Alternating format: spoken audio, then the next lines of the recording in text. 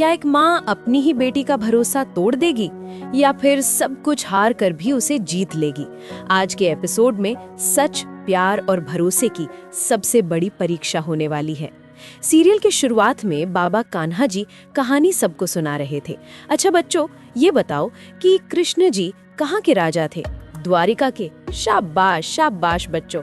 क्या तुम में से कोई बता सकता है कि उनके बचपन के मित्र का नाम क्या था? तो अभीरा ये कहती है सुदामा जी। सुदामा जी को द्वारिका जाकर कैसा लगा? डर लगा। उन्हें लगा कि कान्हा जी अब इतने बड़े राजा के राजा हैं, पता नहीं वो मुझे पहचानेंगे या नहीं, मुझसे मिलना चाहेंगे या नहीं। फिर भी उन्होंने हिम्मत की और कान्हा जी के फेवरेट 2 मुट्ठी चावल कपड़े में लपेटकर उनसे मिलने पहुंच गए। फिर क्या हुआ? फिर वही हुआ जो होना चाहिए था। गार्ड्स ने उन्हें रोक लिया, पर जैसे ही कान्हा जी ने अपने दोस्त को देखा, वो भागकर आए उनसे मिलने के लिए और उन्हें अपने गले से लगा लिया। उन्होंने बड़े ही प्यार से वो 2 मुट्ठी चावल खाए और अपने दोस्त से बिना कुछ बोले, बिना कुछ बताए उनकी गरीबी दूर की और उनकी जिंदगी को खुशियों से भर दिया। उसके बाद बाबा ये कहते हैं, अगर सुदामा जी उम्मीद छोड़ देते तो उनका दोस्त भी उनसे छूट जाता। तो ऐसे ही हमें अपने जीवन में कभी उम्मीद नहीं छोड़नी है। और याद रखना, कुछ रिश्ते जीवन का आधार होते हैं। उन रिश्तों को समय और परिस्थिति भी बदल नहीं सकती। उसके बाद वहां पर मुक्ति आती है और अभीरा से ये कहती है, कान्हा जी करें आप बंदर का केस जल्दी जीतो। अभीरा ये कहती है, मेरी ही वजह से तो अब तक मानकीरा मंडूब में है। देखना, वो एक भी बार बाहर नहीं आई। उसने अपनी मम्मा पे भरोसा करके मुझे अपना वकील बना के बहुत बड़ी गलती की। उसके बाद मुक्ति कहती है, ये लो, थोड़ा सा कॉन्फिडेंस मेरे से ले लो, क्योंकि मैं 200% श्योर हूँ कि आप मायरा का केस जीतोगी। माँ, आप मेरी सनशाइन हो, नेगेटिविटी का बादल नहीं।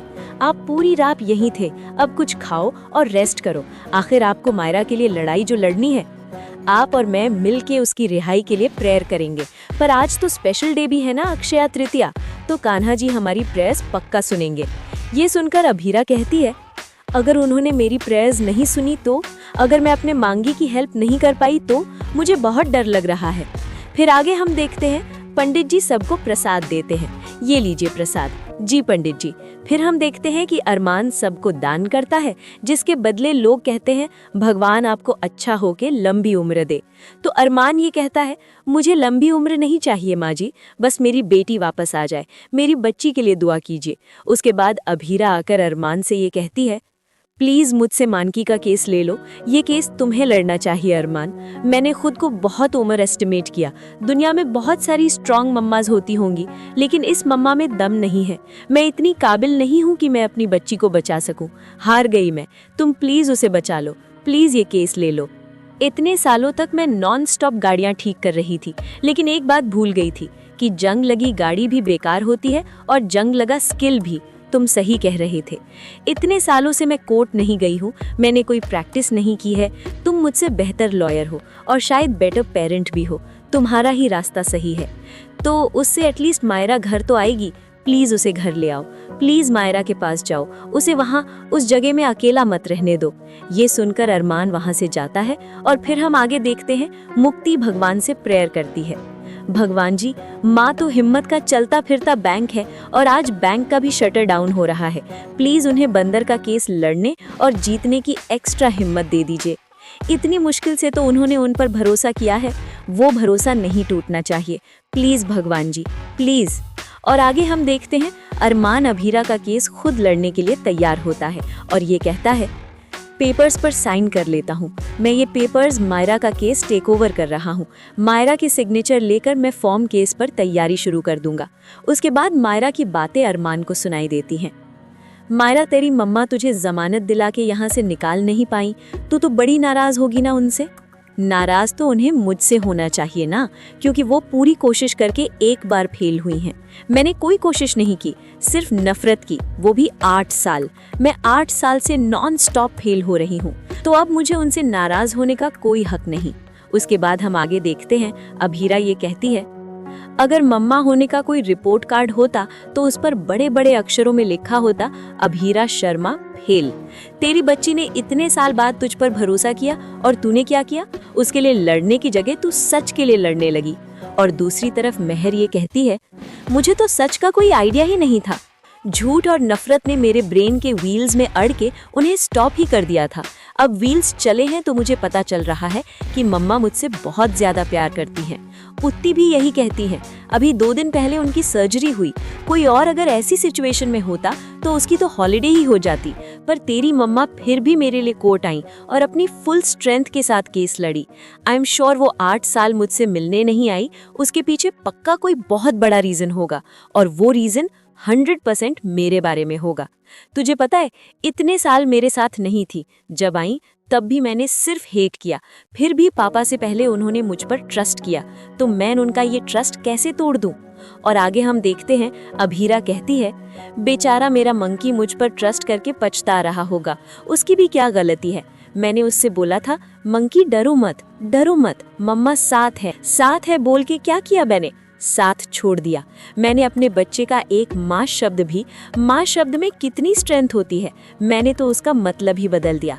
मैंने अपने बच्चे को रिमांड होम में छोड़ दिया और हाथ खड़े कर दिए। अगर बैड मॉम होने की कोई लिस्ट होती ना, तो उसमें तेरा नाम सबसे टॉप पर होता। अभीरा शर्मा तो उस माँ कहने के लायक ही नहीं रही है, तो बस ऐसे ही हेल्पलेस बनी रोती रह। जिंदगी भर तू सर उठा के आज के बाद नहीं चलेगी। खबरदार, तुझे हक नहीं है, तू लायक नहीं है इसके, तू लायक नहीं है। अभीरा अपने बारे में इतना कुछ कहती है, फिर आगे मायरा ये कहती है, मुझे पता है मेरी मम्मा गिव अप नहीं करेगी, वो मुझ पर ट्रस्ट करती है और वो मुझे सेव भी कर लेंगी। ये सब बातें अरमान सुनने के बाद अरमान को अभीरा की एक बात याद आती है। उसकी नफरत झेलने के लिए मैं हूँ, लेकिन तुम उसके फेवरेट हो और प्लीज रहो। फिर वहाँ पर दादी सा आती है और अरमान से ये कहती है, रुक क्यों गए अरमान? तुम विद्या जमाई सा यही तो चाहते हो कि केस तुम लड़ो, तो उनकी बात मान लो, कागज पर दस्तखत करो, अदालत में झूठ बोलो, अपनी बेटी को बचा लो और एक बार फिर माँ को अपनी बेटी की नजरों से गिरा दो। क्या हुआ, हमेशा की तरह तुमने इतनी आगे की सोचा ही नहीं? तो अरमान भी कहता है, मैंने सोचा दादी सा, ये फैसला लेने से पहले मैंने बहुत सोचा। तो दादी सा कहती है, किसके बारे में सोचा? मायरा के बारे में सोचा, पर वो तो अपनी माँ पर भरोसा कर रही है। लड़की के बारे में सोचा, पर फिर तुम उसे बेटी का सम्मान न करने के कलंक में थोड़ी ढकेल देते हो, तुम उसे केस लड़ने देते हो। तो फिर तुमने किसके बारे में सोच के अरमान ये फैसला लिया? पता है अरमान, तुम्हें सबसे बड़ी कमी क्या है? तुम हर बार जज्बाती और जल्दबाजी में आकर ऐसे कदम उठाते हो जिसके लिए तुम्हें सालों साल पछताना पड़ता है। एक हादसा नहीं हुआ, आओ देखा ना ताओ, मायरा को लिया, लड़की और हम सब से दूर चले गए। दूसरा हादसा, लड़की को मायरा की जिंदगी से निकाल फेंका। रिश्तों में संतुलन बना के रखना बहुत जरूरी होता है बेटा, जो तुमने कभी सीखा नहीं। जब बेटे का फर्ज निभाया तो बाकी सब फर्ज भूल गए। जब लड़की का साथ देने पर आए तो सबको नजरअंदाज कर दिया। और अब मायरा तुम्हारी जिंदगी के आसमान का सूरज है, लेकिन आसमान में सिर्फ सूरज नहीं होता अरमान, चांद सितारे सब होते हैं। सबकी अपनी अहमियत होती है और सबकी वजह से आसमान रोशन होता है। तुम किसी एक के लिए बाकी सबको नजरअंदाज नहीं कर सकते बेटा। तुम सिर्फ एक पिता, सिर्फ एक बेटे नहीं, तुम पिता, बेटे, भाई सब एक साथ हो, लेकिन तुम्हें सारे फर्ज एक साथ निभाना तो आया ही नहीं। तुमने जिंदगी में सिर्फ सच्चा और बिना शर्तों का प्यार चाहा, और ऐसा प्यार तुम्हें सिर्फ एक शख्स से मिला, उस शख्स से जिसका हमेशा तुमने दिल दुखाया। मालूम है वो शख्स कौन है? हमारी लड़की। वो बिखरी ब्यूटी तुम्हारे सामने आई और तुमने क्या किया? उसे संभालने की जगह ये कागज उसके हाथ में दिया। क्यों? क्योंकि तुमने उसके बारे में सोचा ही नहीं। 8 साल पहले भी नहीं सोचा था। वो तुमसे मेहर का सच कहती रही कि मुक्ति की माँ ने मरते वक्त उसे सच बताया, पर तुम कानों में रुई लगा के वकील बनते रहे, सबूत करते रहे। एक बार अरमान तुम पति बन के सोच लेते, लड़की की बात सुन लेते, तो ना तुम्हारा घर उजड़ता और ना मायरा और लड़की का ये हाल बनता। तुम इस गलत फहमी में अंधे हो चुके थे कि लड़की मायरा से ज्यादा मुक्ति पर ध्यान दे रही है, इसलिए तुमने उसे बुरी माँ कह के रिश्ता तोड़ दिया। मायरा लड़की पर भरोसा कर रही है अरमान, तो तुम्हें क्या दिक्कत है? प्यार के दावे तो तुम 100 करते हो, प्यार भी करते हो, जरा भरोसा भी करके देख लो। भगवान जाने इतनी सारी गलतियां करके तुम्हें ऐसा क्यों लगता है कि तुम लड़की से ज्यादा समझदार हो? तुम्हें अभी भी नहीं लगता कि लड़की सही फैसला ले सकती है और वो सिर्फ तुम्हारे बारे में सोच रही है? वो तुम्हें और मायरा को बचाते बचाते खुद मरते मरते बची है। तुम सिर्फ एक ही काम में अच्छे हो, वकालत में। ठीक है, तुम केस लड़ो, झूठ बोलकर मायरा को छुड़ा लो, लेकिन एक बात याद रखना अरमान, तुम्हारे ऐसे करने से एक माँ मर जाएगी। माँ बेटी का रिश्ता संवरते संवरते रह जाएगा और उसके जिम्मेदार सिर्फ तुम होगे। अब तुम फैसला करो अरमान, तुम्हें क्या करना है? खुद अपनी बेटी को बचाना है या लड़की पर भरोसा करना है? ये सब कह के दादी सा वहाँ से चली जाती है। फिर हम आगे देखते हैं। विद्या पूरे घर की नजर उतार रही थी, तभी मनीषा ये पूछती है, भाभी सुना, ये क्या कर रही है? तो विद्या ये बताती है, घर की नजर उतार रही हूँ ने। आज जाकर हमारे घर के बच्चों ने सही फैसला किया है, अब जाके देखना सब कुछ ठीक हो जाएगा। मायरा का केस अभीरा की जगह अब अरमान लड़ेगा।